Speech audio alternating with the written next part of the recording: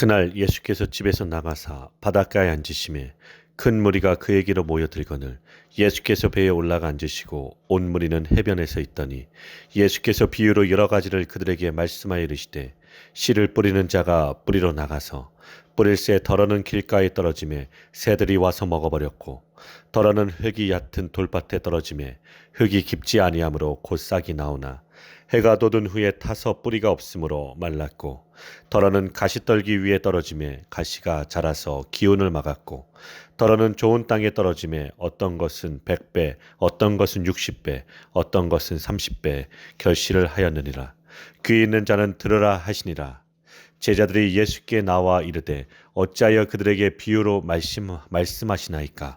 대답하여 이르시되 천국의 비밀을 아는 것이 너희에게는 허락되었으나 그들에게는 아니 되었나니 무릇 있는 자는 받아 넉넉하게 되되 없는 자는 그 있는 것도 빼앗기리라.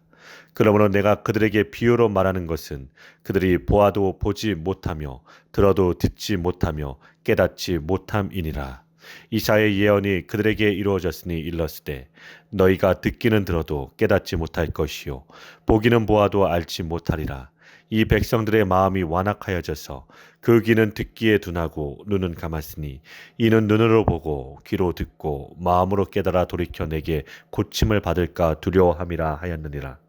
그러나 너희 눈은 봄으로 너희 귀는 들음으로 복이 있도다. 내가 진실로 너희에게 이르노니 많은 선지자와 의인이 너희가 보는 것들을 보고자 하여도 보지 못하였고 너희가 듣는 것들을 듣고자 하여도 듣지 못하였느니라. 그런즉 씨 뿌리는 비유를 들어라. 아무나 천국 말씀을 듣고 깨닫지 못할 때는 악한 자가 와서 그 마음에 뿌려진 것을 빼앗나니 이는 곧 길가에 뿌려진 자요 돌밭에 뿌려졌다는 것은 말씀을 듣고 즉시 기쁨으로 받되 그 속에 뿌리가 없어 잠시 견디다가 말씀으로 말미암아 환난이나 박해가 일어날 때에는 곧 넘어지는 자요 가시떨기에 뿌려졌다는 것은 말씀을 들으나 세상의 염려와 재물의 유혹에 말씀이 막혀 결실하지 못하는 자요 좋은 땅에 뿌려졌다는 것은 말씀을 듣고 깨닫는 자니 결실하여 어떤 것은 100배 어떤 것은 60배 어떤 것은 30배가 되느니라 하시더라. 아멘. 하나님 아버지의 뜻은 아들을 보고 믿는 자마다 영생을 얻는 것입니다. 그런데 이 말씀을 사람들이 알아듣지를 못합니다. 그래서 비유로 말씀하십니다. 비유라는 것은 어떤 사물이나 현상을 직접 설명하지 않고 다른 것으로 설명하는 것입니다.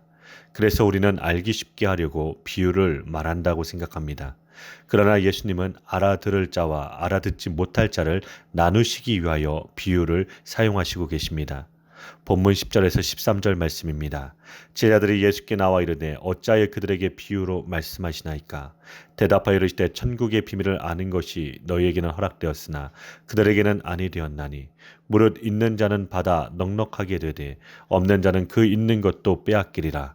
그러므로 내가 그들에게 비유로 말하는 것은 그들이 보아도 보지 못하며 들어도 듣지 못하며 깨닫지 못함이니라. 아멘. 예수님께서 큰 무리들에게 씨 뿌리는 자의 비유를 말씀하시고 나자 제자들이 예수님께 질문을 합니다.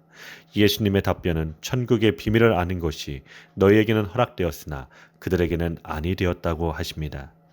우리는 이 말씀으로도 벌써 걸림돌이 될 수 있습니다. 하나님께서 모든 사람을 사랑하시는 것이 하나님다운 것이라고 생각합니다. 그러므로 하나님이 정말로 사랑의 하나님이시라면 한 사람도 지옥에 가지 않도록 모든 사람들이 다 알아들을 수 있도록 쉽고 친절하게 설명을 해야 한다고 생각합니다. 그런데 예수님은 일부러 비유를 사용하시므로 천국의 비밀을 알아들을 자와 알아듣지 못할 자를 나누어 버리십니다. 마태복음 13장 34절입니다.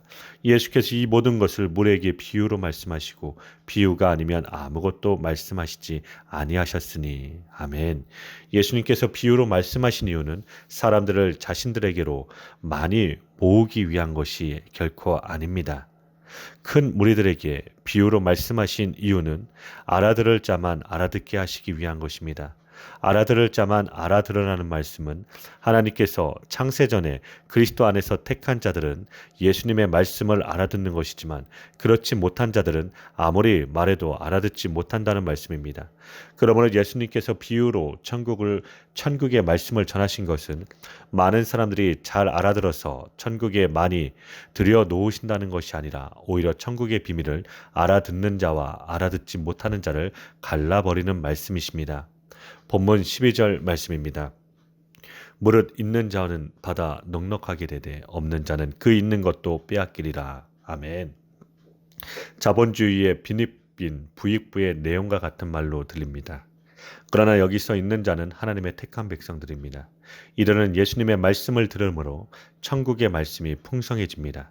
그런데 없는 자란 하나님의 택한 백성이 아니기에 자기들의 종교적인 업적이나 자기들의 의만 가지고 있습니다.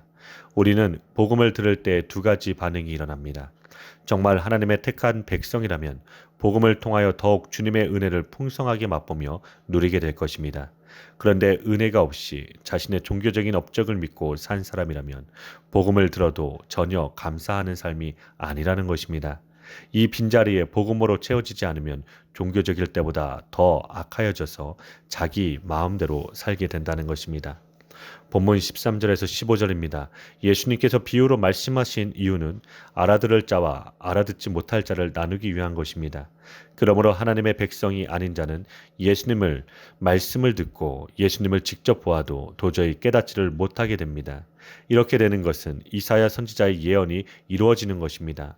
이사야 6장에서 이사야 선지자는 우시아 왕이 죽던 해 하나님의 영광을 뵙게 됩니다. 하나님의 선지자가 하나님의 영광 앞에서 자신이 죽어 마땅한 자임을 알게 됩니다. 화로다 나여 망하게 되었도다. 이것이 선지자의 외침입니다. 이때 천사가 제단숯불로 그 입술을 지지면서 네가 정하여졌다고 합니다. 그리고 하늘의 소명을 받습니다. 선지자라면 백성들을 주께로 돌이키게 해야 합니다. 그래서 회개를 선포해야 합니다. 그런데 오히려 회개하고 주께로 돌아오지 못하도록 백성들의 귀를 막고 눈을 가리라고 하십니다. 이런 말씀의 성취가 예수님께 일어나고 있다는 것입니다. 이사야 6장 9절부터 13절 말씀입니다. 여호와께서 이르시되 가서 이 백성에게 이르기를 너희가 듣기는 들어도 깨닫지 못할 것이요 보기는 보아도 알지 못하리라 하여 이 백성의 마음을 둔하게 하며 그들의 귀가 막히고 그들의 눈이 감기게 하라. 염려하건대 그들이 눈으로 보고 귀로 듣고 마음으로 깨닫고 다시 돌아와 고침을 받을까 하노라 하시기로 내가 이르되 주여 어느 때까지니까 하였더니 주께서 대답하시되 성읍들은 황폐하여 주민이 없으며 가옥들에는 사람이 없고 이 토지는 황폐하게 되며 여호와께서 사람들을 멀리 옮기셔서 이 땅 가운데 황폐한 곳이 많을 때까지니라. 그 중에 10분의 1이 아직 남아 있을지라도 이것도 황폐하게 될 것이나 밤나무와 상수리 나무가 배임을 당하여도 그 구루터기는 남아 있는 것 같이 거룩한 씨가 이 땅의 구루터기니라 하시더라. 아멘. 하나님께서 이사야 선지자에게 하신 말씀은 사람들이 스스로 돌이켜 올 수 없도록 눈과 귀를 막으라고 하셨습니다. 그러므로 스스로 주께로 돌아갈 자가 아무도 없습니다. 그러면 언제까지 이렇게 되어야 합니까? 이스라엘이 망하고 10분의 1이 남아있다고 하여도 그것마저 다 황폐하게 되어야 한다고 합니다. 이 말씀대로 이스라엘의 역사가 이루어집니다. 북이스라엘은 아수르에 망하고 남유다는 바벨론에 망합니다. 그러나 하나님의 약속대로 포로에서 돌아오지만 이들도 예수님을 알아볼 수가 없었습니다. 모두가 눈이 감겨 있고 귀가 막혀 있다는 증거가 바로 예수님을 배척하고 예수님을 십자가에 못 박으라고 한 것입니다. 이러한 이스라엘의 상태가 거룩한 씨를 받아들여서 열매를 맺을 수 없는 마음의 받침을 오늘 비유의 말씀이 보여주고 있습니다. 본문 1절부터 9절 말씀입니다. 너무나 많이 들어온 말씀입니다. 그런데 우리는 이 말씀을 들으면 늘 떠오르는 생각이 좋은 밭이 되자는 생각입니다. 그러나 밭이 어떻게 스스로 좋은 밭이 될 수가 있겠습니까? 성경 말씀 창세기와 호세아 히브리서에서는 이스라엘이나 이방인이나 모두 그 마음의 밭은 하나님의 말씀을 받아서 자라고 열매를 맺을 수 없는 상태임을 분명하게 보여주십니다. 그러므로 우리의 마음의 밭이 스스로 열매 맺지 못하는 땅이라는 것입니다. 이 비유의 말씀을 이해하기 위하여 이스라엘의 농사법도 조금 알아두는 것이 좋습니다. 우리나라는 밭을 다 갈아서 골을 지우고 나서 씨를 뿌립니다. 그래서 씨앗이 다른 곳으로 거의 흩어지지 않도록 씨를 뿌립니다. 그런데 이스라엘의 이 당시의 농사법은 씨를 흩어 뿌려놓고 갈아 엎는 것입니다. 그러므로 밭으로 사람이 다니면 그곳이 길이 되어 있을 수가 있다는 것입니다. 가시가 나올 수도 있습니다. 그런 곳에 씨를 뿌려놓고서 갈아 엎어버리면 씨앗이 묻혀서 싹을 틔우고 열매가 나옵니다. 그런데 길가에 뿌려지면 새들이 그 사이 먹어버릴 것이며 밑에 돌이 있으면 뿌리가 낮으면서 열매는 맺지 못하고 말라 죽습니다. 가시떨기 위에 떨어지면 가시의 기운이 막아버립니다. 그러나 좋은 밭에 떨어지면 100배, 60배, 30배의 열매가 나옵니다.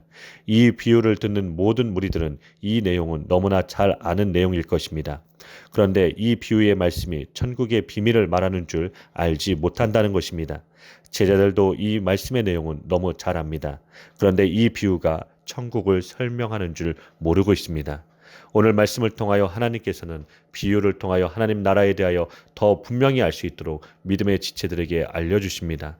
하나님 나라의 복음을 기쁘게 받아들인 자들은 더 풍성히 그 비밀을 누리겠지만 복음에 반대하는 자들은 이해하지 못하며 천국을 알지 못합니다.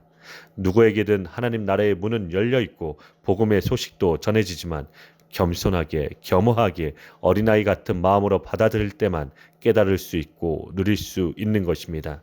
오늘 이 믿음의 축복이 비유의 비밀한 은혜의 축복이 우리 광명교회 성도님들에게 임하길 간절히 기도드립니다.